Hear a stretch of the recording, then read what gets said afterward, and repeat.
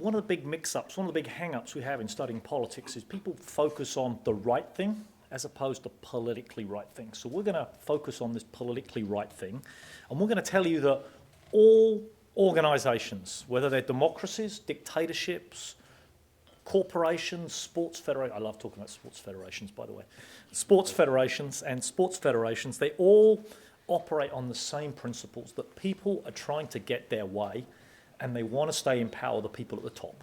And so we want to think about a framework where we can bring these ideas to bear. And the key thing about staying at the top of organisation is to forget these nominal titles of dictatorships and democracies and think about what really matters. And what really matters is how many people do you have to keep happy to keep your job, and where do you get those people from? So we're going to call these things, we're going to call them the winning coalition, because we needed some grand word for it. And that's the set of people that you need. Okay? So in the United States, we might think of this as about 35 million votes. That's how many you need to win the presidency in the US. Okay? You're probably thinking that's quite a small number, but we can do the maths. And then you've got to think about where you're going to get those people from, the coalition, you're going to, the selectorate, where can you choose supporters from?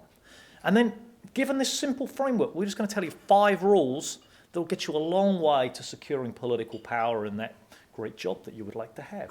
The rule number 1, that the primary thing you want to do in politics is be beholden to as small a number of people as possible. Poor old Barack Obama has to keep 35 million people happy if he wants to get re-elected. That's a lot of people to keep happy. Now, the second thing you want to do is not just have a small number of people, but you want to pick them from the biggest possible pool you can. So we've got a small number of people. Make sure you pick them from a big pool. And then what should you do? You should tax very heavily. Right? Why should you tax heavily? Well, that gives you as much money as you can to reward your supporters.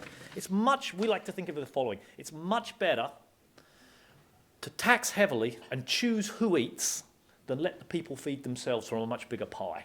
Right? If all rewards and wealth come through you, people are very loyal. It's not just that you're making people worse off. This is the purpose. You make people worse off, except those people you choose not to make worse off. That makes them very loyal to you.